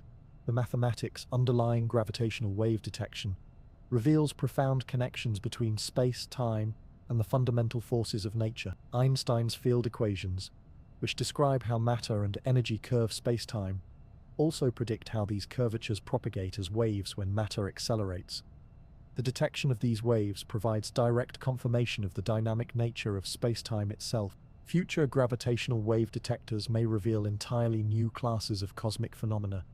Rotating neutron stars with asymmetric shapes could emit continuous gravitational waves, providing insights into the structure of matter at nuclear densities. Cosmic strings, if they exist, would create distinctive gravitational wave signatures as they oscillate and intersect. The possibility remains that gravitational wave detectors might reveal physics beyond our current understanding, new phenomena that emerge only in the most extreme gravitational environments. Just as optical telescopes revealed galaxies, quasars, and dark matter through their electromagnetic signatures, gravitational wave observatories might discover cosmic objects and processes currently beyond our imagination. This closes our exploration of how space-time tremors carry information across cosmic distances, transforming Einstein's abstract mathematical predictions into practical tools for cosmic exploration. Through the detection of gravitational waves, we've learned to listen to the universe in its most fundamental language, the language of space-time geometry itself. The mirrors hanging in LIGO's arms continue their patient vigil, waiting to register the next cosmic collision, the next merger that will add another note to humanity's growing library of gravitational wave detections. Each event provides new insights into the nature of gravity, the behavior of matter under extreme conditions, and the history of cosmic structure formation. As gravitational wave astronomy matures, it promises to answer fundamental questions about the universe's evolution and fate. By detecting the mergers that created the supermassive black holes at galactic centers, we can trace the formation of the first galaxies. By measuring the rate at which binary systems lose energy to gravitational radiation, we can test Einstein's theory with unprecedented precision. The universe speaks to us through gravitational waves in whispers so faint that they require our most sophisticated instruments to detect, yet so profound that they carry information from the most extreme environments nature can create. We are learning to listen to these cosmic whispers, translating the tremors of space-time into knowledge about the deepest structures of reality itself. The silence of space shapes every aspect of human exploration beyond Earth's atmosphere, from the design of spacecraft systems to the psychology of astronauts who must work in environments where no sound can travel between them and home. This cosmic quiet imposes practical constraints that engineers and mission planners must consider at every level, creating a unique set of challenges that exist nowhere else in human experience. When astronauts step outside their spacecraft for extravehicular activities, they enter a realm where the familiar audio cues of earthly work disappear entirely.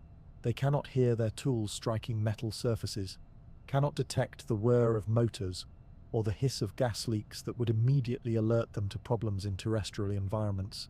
Every mechanical interaction that would normally provide acoustic feedback occurs in perfect silence, forcing space workers to rely entirely on visual and tactile senses. This acoustic isolation fundamentally changes how spacecraft and equipment must be designed. On Earth, engineers routinely use sound as a diagnostic tool, listening to engines to detect mechanical problems, using audio feedback to confirm that systems are operating correctly. In space, these acoustic methods fail entirely, requiring alternative approaches to system monitoring and fault detection. The rovers that explore planetary surfaces operate in worlds where sound transmission follows different rules than those governing Earthbound machines. On Mars, where Perseverance has provided our first direct recordings of extraterrestrial sound, the thin atmosphere means that audio cues that engineers rely upon for terrestrial equipment barely function. The sounds of mechanical systems become muffled and distorted, requiring new approaches to remote system health monitoring. Let your attention rest on the sounds around you now, those constant audio cues that inform your understanding of the immediate environment. Communication between astronauts during spacewalks relies entirely on radio transmission, even when they work side by side on the same task. Two astronauts could stand close enough to touch each other's gloves, but any attempt at voice communication must travel from one suit radio through the vacuum of space as electromagnetic waves to communication satellites or ground stations, and back to the radio receiver in the second astronaut's helmet. The delay introduced by this electromagnetic relay can be several seconds, creating coordination challenges unknown in terrestrial teamwork. The psychological impact of this silence extends beyond mere communication difficulties. Astronauts report that the absence of environmental sounds creates a sense of isolation, unlike anything experienced on Earth. Even in the quietest terrestrial environments, subtle audio cues constantly inform us about our surroundings. Air movement, distant traffic, the settling of buildings, the biological sounds of life. In space, these familiar audio markers of place and presence disappear completely. This silence affects the design of spacecraft interiors in ways both obvious and subtle. Without atmospheric sound transmission, all audio within pressurized spacecraft must be carefully managed through the internal atmosphere. The hum of life support systems, the whir of cooling fans, the click of switches become the entire acoustic environment. Engineers must balance the need for quiet working conditions with the psychological importance of familiar sounds that help astronauts maintain their connection to normal sensory experience. Vibration transmission through spacecraft structures becomes the primary method of mechanical sound propagation in space. Sounds generated by equipment can travel through metal and composite structural elements, reaching astronauts' ears through the solid pathways of the spacecraft itself. This requires careful consideration of vibration isolation to prevent mechanical noise from one system from interfering with crew activities or sensitive equipment operation elsewhere in the vehicle. We can pause here, feeling the subtle vibrations that reach us through the floors and walls of terrestrial buildings, vibrations that in space would become the primary carriers of mechanical sound. The maintenance and repair of spacecraft systems must account for the absence of audio feedback that terrestrial mechanics take for granted. When an astronaut tightens a bolt in space, they cannot hear the subtle changes in sound that indicate approaching optimal torque. When they operate power tools, they cannot detect the audio cues that signal proper operation or impending mechanical failure. All such feedback must come through tactile sensation, visual indicators, or electronic monitoring systems. This acoustic limitation extends to safety protocols in ways that could be life-threatening. Gas leaks that would be immediately audible in Earth environments remain silent in vacuum, detectable only through pressure monitoring systems or visual observation of escaping material. Mechanical failures that would announce themselves through characteristic sounds must be identified through other means, requiring redundant monitoring systems and heightened awareness of visual and tactile indicators. The development of tools and equipment for space use requires fundamental reconsideration of human-machine interfaces. Power tools must provide tactile or visual feedback to replace the audio cues that operators normally use to guide their work. Fastening systems must incorporate torque limiters or visual indicators, since the operator cannot hear when optimal tightening has been achieved.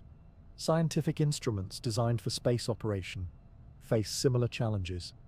Equipment that would rely on acoustic signatures to confirm proper operation must instead use electronic monitoring, visual displays, or vibration analysis transmitted through structural pathways. Seismic instruments designed for planetary surface operation must be extraordinarily sensitive to detect the faint vibrations that travel through solid planetary materials, since they cannot rely on atmospheric sound transmission. The silence of space also shapes mission planning in ways that extend far beyond immediate operational concerns. Communication delays between Earth and spacecraft increase with distance, creating periods when astronauts must work independently, without real-time audio contact with mission control. During lunar missions, communication blackouts occur when astronauts work on the far side of the Moon, cutting off all electromagnetic contact with Earth. Your voice carries through the air around you, connecting you instantly with others who share this atmospheric envelope. These communication constraints require mission procedures that account for extended periods of audio isolation.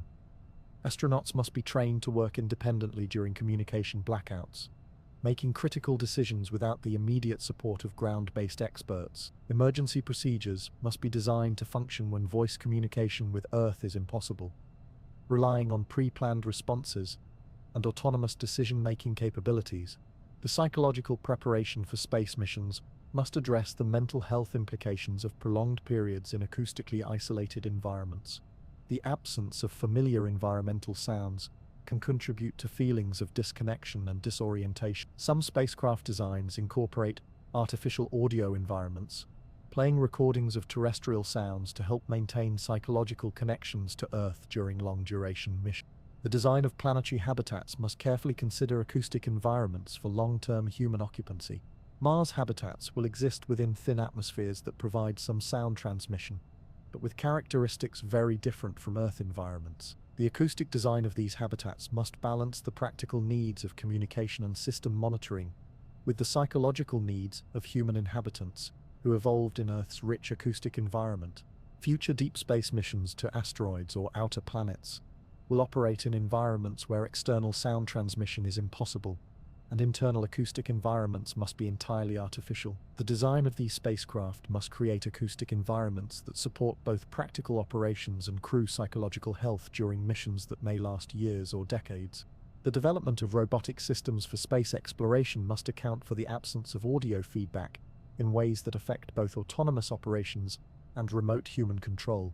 Robots designed for planetary surface work cannot rely on acoustic sensors to detect obstacles, mechanical problems, or successful task completion. Instead, they must use visual systems, tactile sensors, and vibration analysis transmitted through contact with surfaces. Rest here with the understanding that every sound we hear on Earth depends on our atmosphere, that gift of molecules that makes voices possible.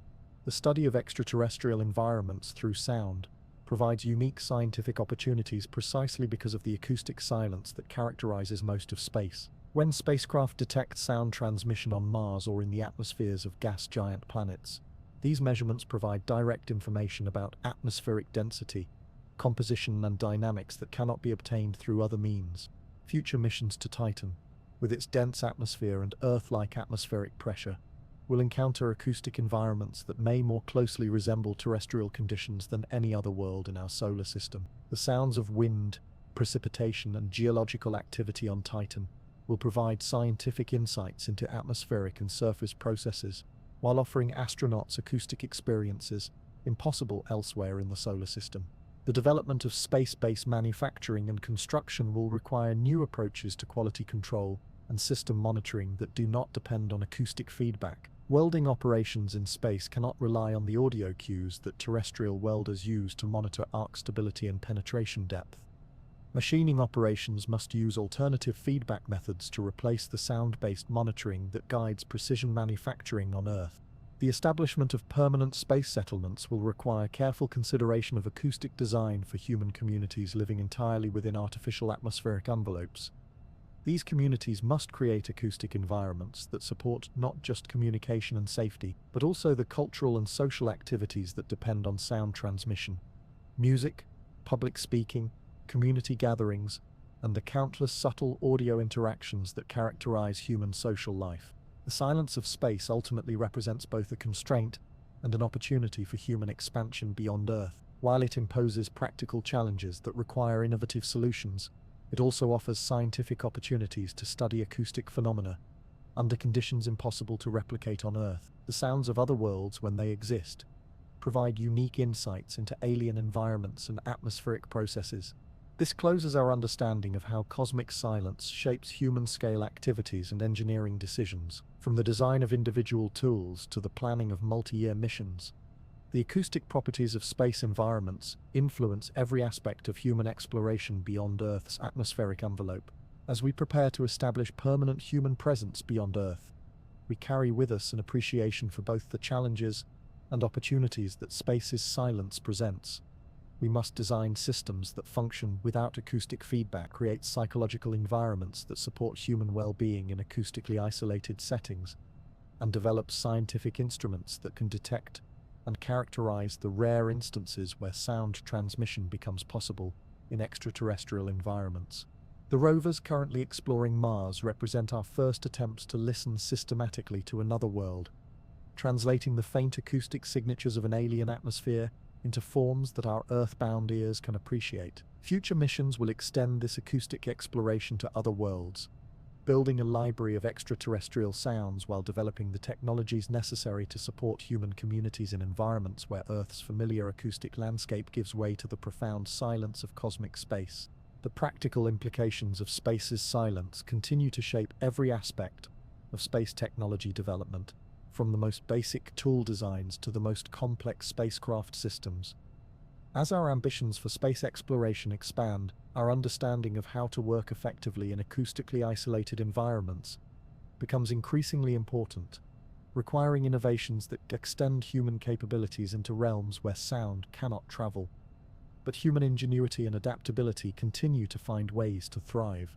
The silence that characterizes most of the universe may seem like an obstacle to human expansion into space, but it is also a fundamental characteristic of the cosmic environment that we must understand and accommodate as we take our first steps toward becoming a truly spacefaring species. Through careful engineering, thoughtful design, and innovative approaches to human-machine interfaces, we are learning to work effectively in the quiet universe that lies beyond our atmospheric envelope. We come to the end of our journey through the universe's silence, having traveled from falling snow in winter fields to gravitational waves rippling through space-time itself, from the whispers of Mars to the patient ticking of neutron star clocks. Tonight, we've discovered that what first appeared as cosmic emptiness reveals itself as a rich tapestry of communication, translation, and profound listening that extends our human senses far beyond their biological boundaries. The silence of space, which might initially seem like loss or absence, emerges instead as invitation. It invites us to develop new forms of hearing, new ways of attending to the universe's many voices. Where sound waves cannot travel, electromagnetic radiation carries conversations across billions of light years. Where pressure waves fail, gravitational waves propagate through the fabric of space-time itself, bringing us news of cosmic collisions that occurred before Earth existed. This silence has taught us that communication takes forms we never imagined possible. Plasma waves dance through charged particle streams between the planets.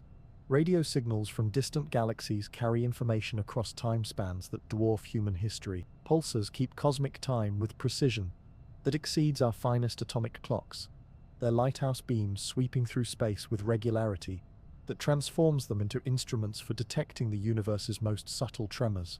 Perhaps most remarkably, we've learned to translate these alien forms of communication into frequencies our Earth-evolved ears can appreciate. The radio telescopes that dot our planet serve as cosmic hearing aids, converting electromagnetic radiation into the familiar language of sound waves moving through air. The computers that process gravitational wave data can play back the actual acoustic signatures of black hole mergers, letting us hear the universe singing in its deepest register.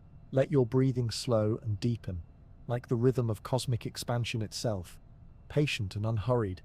The comfort we find in space's silence comes not from the absence of communication, but from the presence of so many forms of conversation we never knew existed. The universe speaks constantly, though not in the frequencies that shaped our terrestrial evolution. It speaks in radio waves and gamma rays, in neutrinos and gravitational radiation, in magnetic field oscillations and particle interactions that create their own forms of music across the cosmic distances. Our exploration tonight has revealed that silence and communication are not opposites but partners in a larger dance of information and meaning. The vacuum between stars, too empty to carry sound waves, provides the perfect medium for electromagnetic radiation to travel unimpeded across cosmic distances. The absence of atmospheric interference in space allows radio telescopes to detect signals so faint they would be completely overwhelmed by the acoustic noise of planetary environments. Even the practical challenges that space's silence imposes on human exploration serve ultimately to expand our capabilities and understanding. The need to work without acoustic feedback drives innovations in instrument design and human-machine interfaces. The psychological impact of acoustic isolation encourages the development of new approaches to mental health and crew support during long-duration missions. The engineering constraints of soundless environments lead to more robust, more sophisticated approaches to system monitoring and fault detection. We've learned that the boundaries between sound and silence are more fluid than our earthbound experience suggests. Mars occupies the threshold between acoustic possibility and impossibility, its thin atmosphere allowing muffled whispers while denying the full voice that Earth's thick air permits. Titan's dense atmosphere creates acoustic conditions that might exceed Earth's own sound transmission capabilities. Venus roars with perfect acoustic efficiency through an atmosphere so hostile that no earthly microphone could survive to record its voice. The story of cosmic listening is ultimately a story of human creativity and persistence, of our refusal to accept the limitations that our biological evolution might seem to impose. Faced with a universe where most of space cannot carry the pressure waves we call sound, we built instruments that can detect radio waves, plasma oscillations, gravitational radiation, and countless other forms of cosmic communication. We've created a new form of multilingual fluency, learning to speak and understand the many languages the universe uses to convey information across the vast scales of space and time. We translate electromagnetic frequencies into colors we can see, radio signals into sounds we can hear, gravitational wave data into audio files that let us listen to the universe's most violent events. Rest here for a moment, feeling yourself part of this vast, quiet, communicating cosmos. The recordings that Perseverance has sent back from Mars represent just the beginning of our acoustic exploration of other worlds.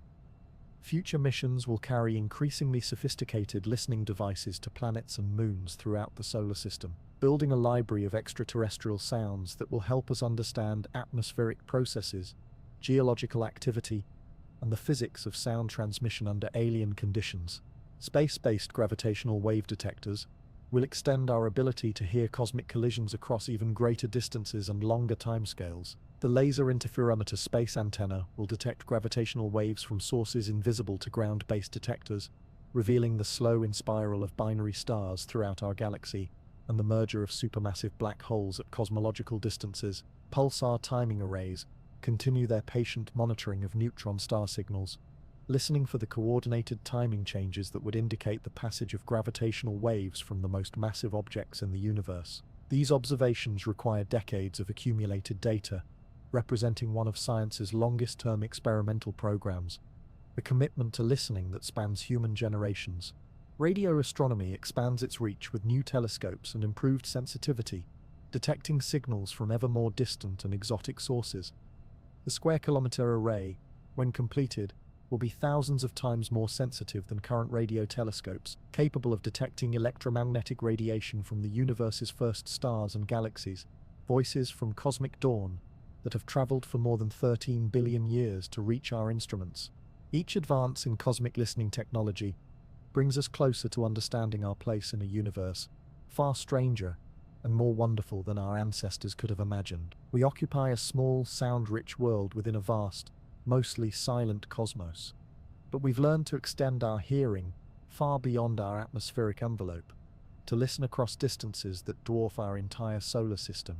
The wonder we find in space's silence comes from recognizing it, not as emptiness, but as a different kind of fullness, pregnant with forms of information and communication that operate according to physical laws we're still learning to understand. The cosmic microwave background whispers to us across 13.8 billion years, carrying information about the universe when it was only 380,000 years old and first became transparent to light. Your pulse beats in rhythm with processes that connect you to the nuclear fusion occurring in stellar cores, to the gravitational waves propagating from distant black hole mergers, to the radio signals arriving from galaxies so remote that they existed when the universe was young. The silence of space serves ultimately as a backdrop against which other forms of cosmic communication become audible. Without the acoustic noise that characterizes planetary environments, space provides the perfect listening environment for electromagnetic radiation, gravitational waves, and particle interactions that would be overwhelmed by the sound and vibration present on planetary surfaces. This silence also provides a profound form of peace, a cosmic quiet that puts our daily concerns into perspective. Knowing that most of the universe exists in acoustic silence, that the spaces between stars maintain a quiet that has persisted for billions of years, offers a form of comfort that transcends immediate circumstances. The universe provides its own vast meditation hall, spaces of silence so complete and so enduring that they serve as reminders of stillness that exists beyond all temporary disturbance. As we prepare to end our exploration tonight, we carry with us this expanded understanding of silence and communication, this appreciation for the many forms of listening that connect us to cosmic processes occurring at scales from the quantum to the cosmological. We've learned that the absence of sound in space creates opportunities for other forms of cosmic conversation that would be impossible in noisy environments. The quiet of space becomes not an obstacle to understanding, but a gateway to forms of knowledge and connection that atmospheric worlds like Earth cannot provide. Through this silence, we hear the universe speaking in languages that no biological evolution could have prepared us to detect, yet which human ingenuity and curiosity have made accessible to our understanding. The comfort of a quiet cosmos lies in recognizing that silence and communication coexist in relationships more complex and beautiful than the simple opposition between sound and quietness that characterizes our terrestrial experience. Space's silence enables cosmic communication rather than preventing it, creating the conditions under which radio waves, gravitational radiation, and electromagnetic signals can travel unimpeded across the vast distances that separate stars and galaxies. Tonight, as you settle into sleep, You might find comfort in knowing that the universe maintains its own vast quiet, punctuated by forms of communication so subtle and profound that they require our most sophisticated instruments to detect and our most creative thinking to understand. The silence between the stars has persisted since the universe began its expansion, and it will continue long after our sun exhausts its nuclear fuel and joins the white dwarf stars that dot the galaxy like distant beacons in the cosmic night.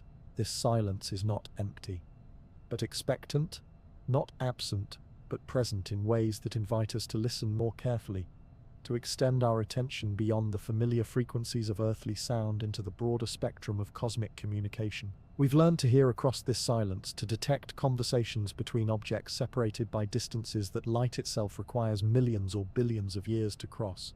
The universe speaks to us constantly, though in frequencies and through media that our biological evolution never encountered. Through patient listening and creative translation, we've learned to participate in these cosmic conversations, to hear the voices of pulsars and quasars, to detect the gravitational songs of merging black holes, to eavesdrop on the radio chatter of distant galaxies. As you drift towards sleep, let the thought of this vast, quiet, communicating cosmos provide its own form of comfort. The silence between the stars connects us all to something larger than our individual concerns, to spaces and timescales that put our daily experiences into a perspective both humbling and uplifting.